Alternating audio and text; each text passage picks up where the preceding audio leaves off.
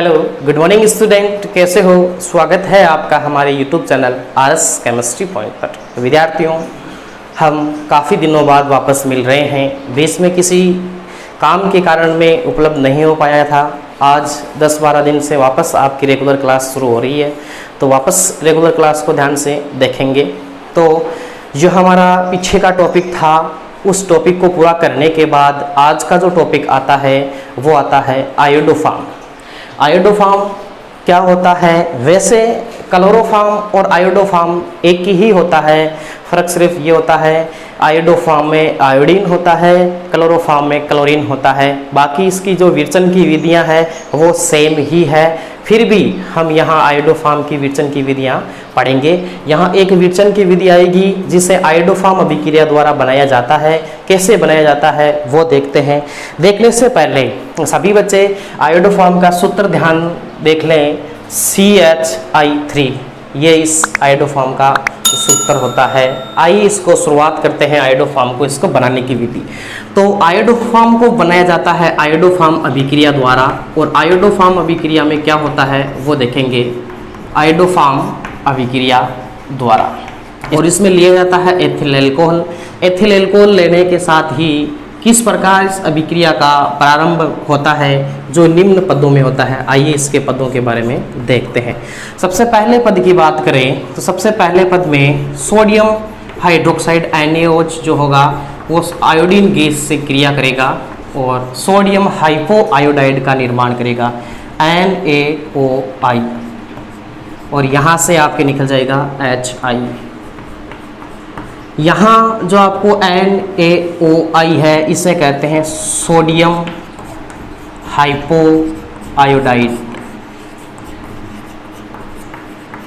Sodium hypo iodide जिस प्रकार हमारे क्लोरोफॉर्म की अभिक्रिया में बना था NaOCl, और इसे हमने कहा था सोडियम हाइपो आयोडाइड की जगह इसमें कहा था क्लोराइड। तो वही बन रहा है, इसमें क्लोराइड बना था और इसमें आयोडाइड बन रहा है। अब हम लेंगे एथिल एल्कोहल। एथिल एल्कोहल का सूत्र होता है CH3CH2OH। सर्वप्रथम इसकी क्रिया करवाएंगे हम सोडियम हाइपो आयोडाइड से, NaOI से। जैसे इसकी रिएक्शंस करवाते हैं तो यहाँ से निकल जाता है NaI।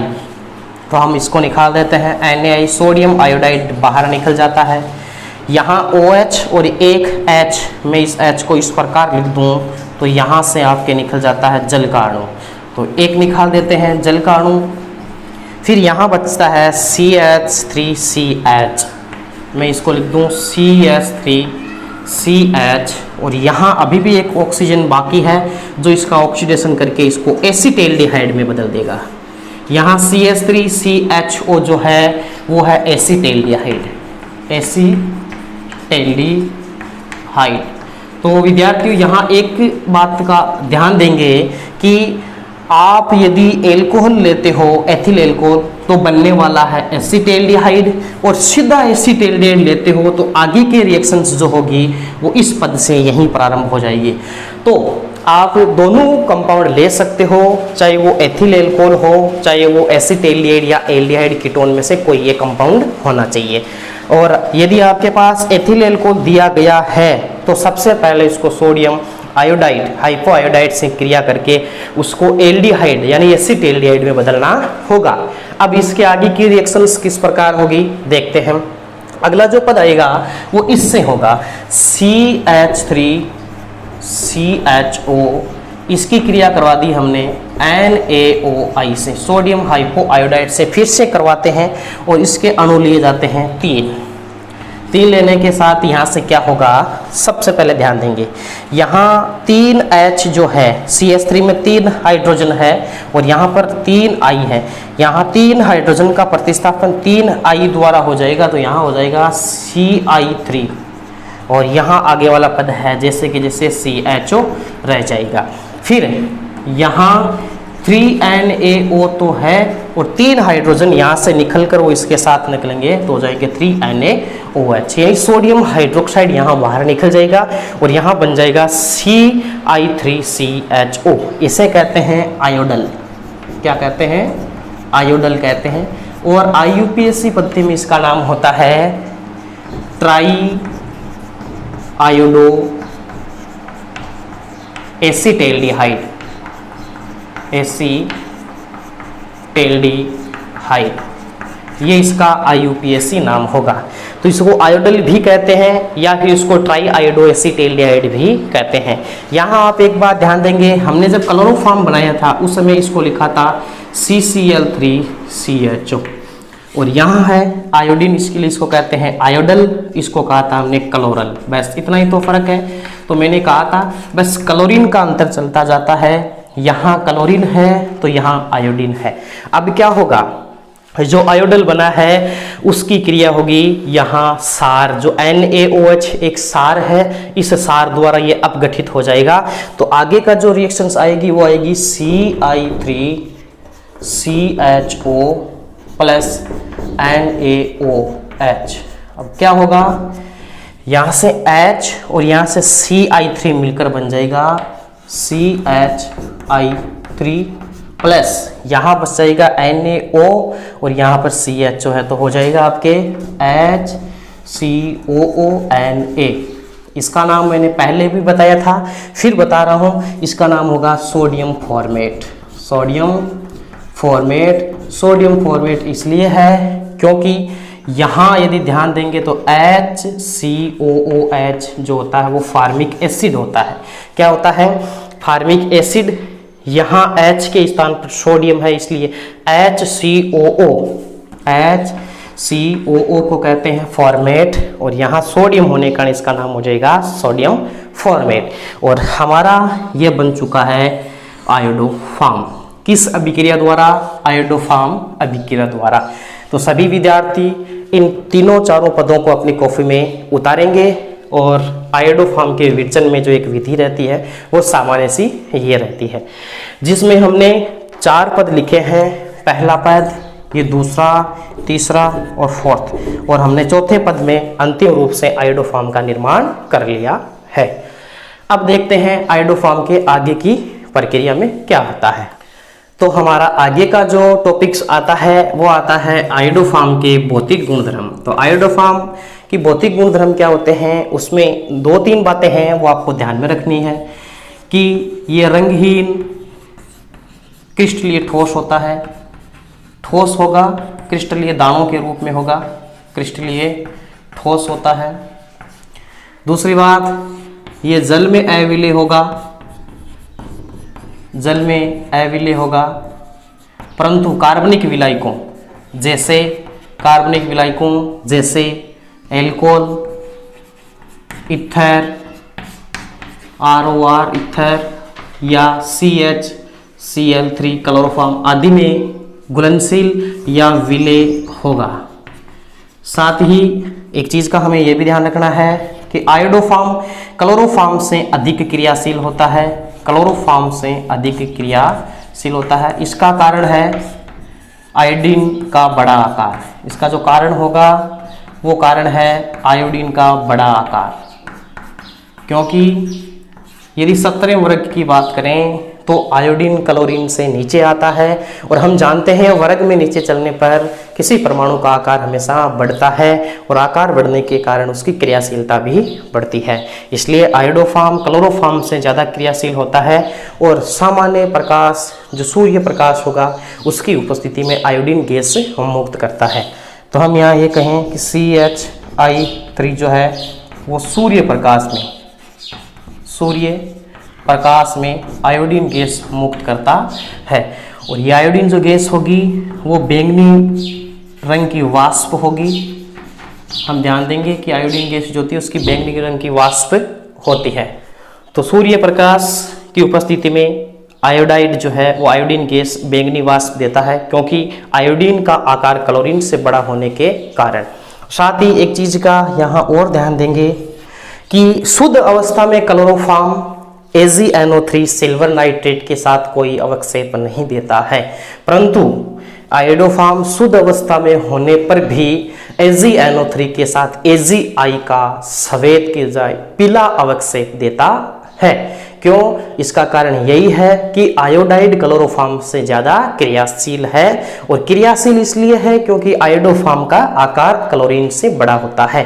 तो हम ये कहेंगे कि CH3 जो है वो AgNO3 के साथ मिलकर AgI का पीला अवक्षेप देता है, और यहाँ आपके AgI का पीला अवक्षेप बन जाएगा, और बाकी जो चीज़ें रहेगी वो हम यहाँ पर देख लेते हैं। तो इतना आप ध्यान रखेंगे कि ये पीला अवक्षेप देता है, जबकि शुद्ध अवस्था में क्लोरोफॉर्म इसके साथ कोई रिएक्शन नहीं करता है। इस प्रकार इसके सामान्य जो भौतिक गुणधर्म आते हैं वो इस प्रकार ये रहते हैं, जो आप अपने कॉपी में भौतिक गुणधर्म टॉपिक डालकर ये लिख लेंगे कि रंगहीन क्रिस्टलीय ठोस होगा, जल में अविलेय होगा, कार्बनिक विलायकों जैसे एल्कोहल, ईथर, क्लोरोफॉर्म में विलेय होगा, अधिक क्रियाशील होगा क्लोरोफॉर्म से, जिसका कारण है आयोडीन का बड़ा आकार, आयोडीन का बड़ा आकार, और सामान्यतः पर सूर्य प्रकाश में ही ये आयोडीन गैस मुक्त कर देता है, जो बैंगनी रंग की वाष्प होती है,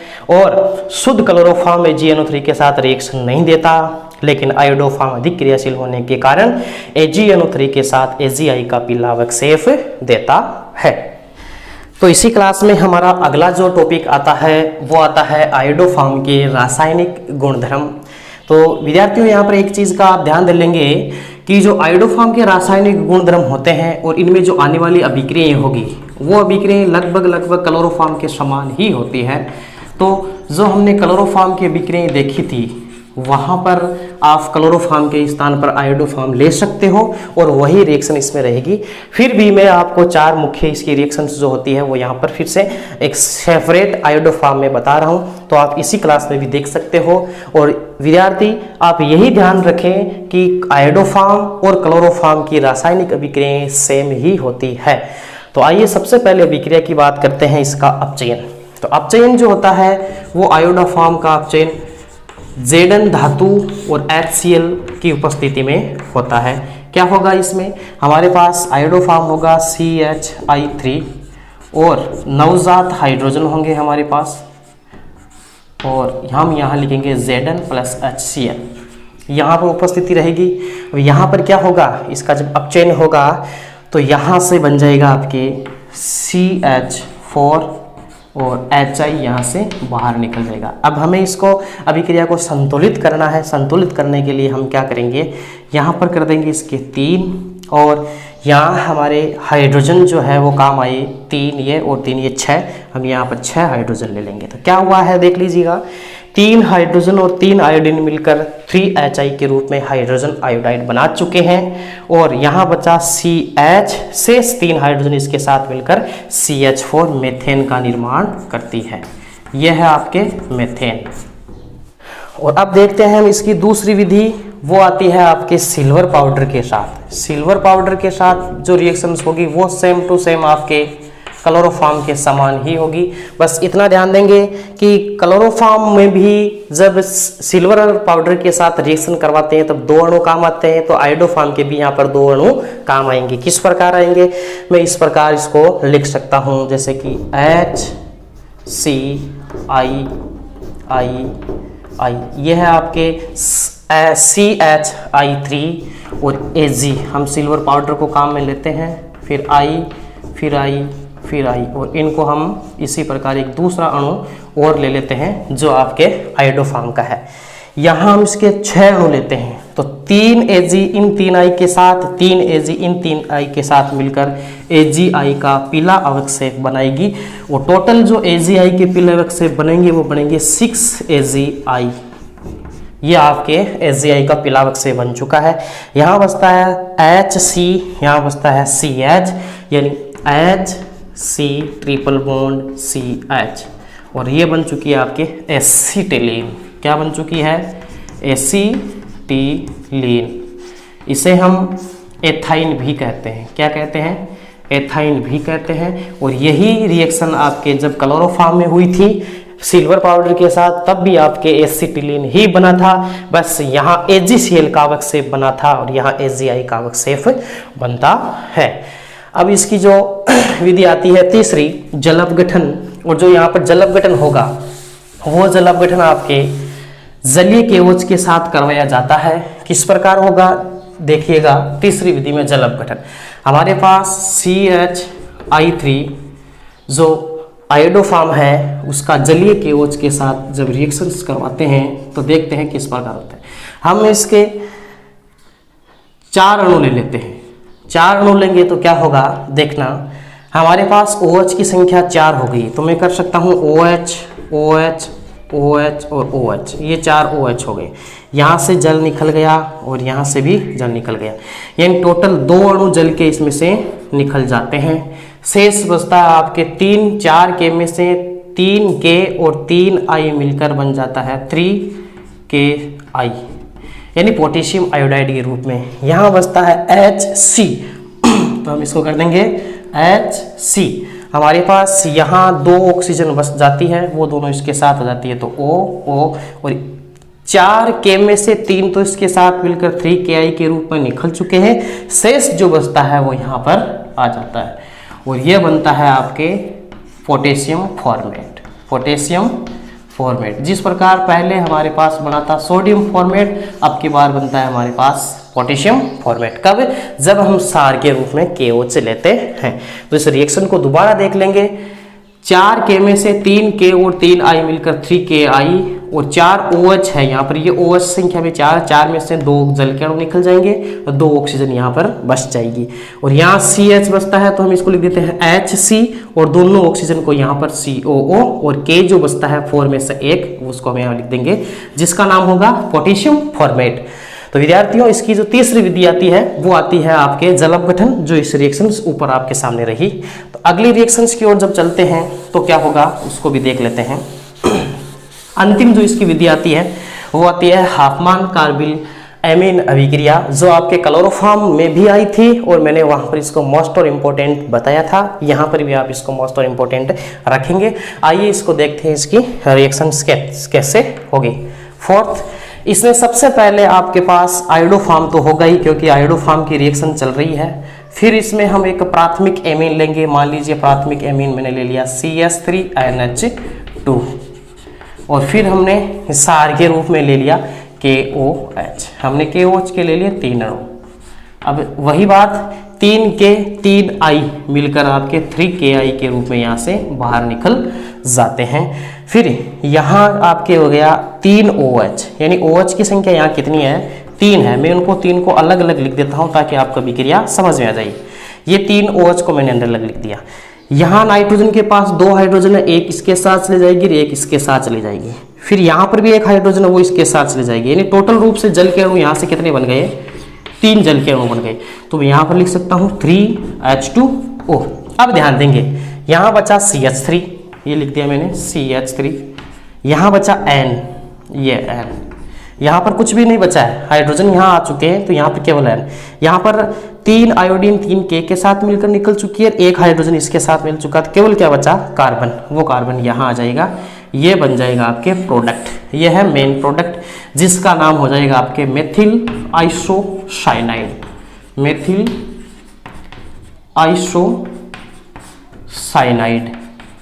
और याद है तो आप याद कीजिए कि क्लोरोफॉर्म की अभिक्रिया में भी हमने हाफमान कार्बिल एमीन अभिक्रिया में मेथिल आइसोसाइनाइड ही बनाया था। बस यहाँ पर 3KCl था या 3KI है क्योंकि यहाँ पर आयोडोफॉर्म है। तो रिएक्शन सेम है, सिर्फ आयोडीन और क्लोरीन का अंतर है। और ध्यान रखें ये आइसोसाइनाइड है, इसलिए हाफमान कार्बिल एमीन अभिक्रिया को आइसोसाइनाइड अभिक्रिया भी कहते हैं। किस नाम से जाना जाता है? आइसोसाइनाइड अभिक्रिया के नाम से भी इसको जाना जाता है। तो विद्यार्थियों आज की जो हमारी क्लास है, इस क्लास में हमने आयोडोफॉर्म से संबंधित आयोडोफॉर्म की विचलन की विधियां, जिसमें हमने आयोडोफॉर्म अभिक्रिया द्वारा इसको बनाया है, साथ ही आयोडोफॉर्म के भौतिक गुणधर्म जो हमने देखे हैं वो भी हमने देख लिए हैं। और इसका जो आयोडोफॉर्म का अंतिम टॉपिक आता है इसके रासायनिक गुणधर्म, जो मैंने आपको बताया है कि लगभग क्लोरोफॉर्म के समान इसकी रासायनिक अभिक्रियाएं होती है।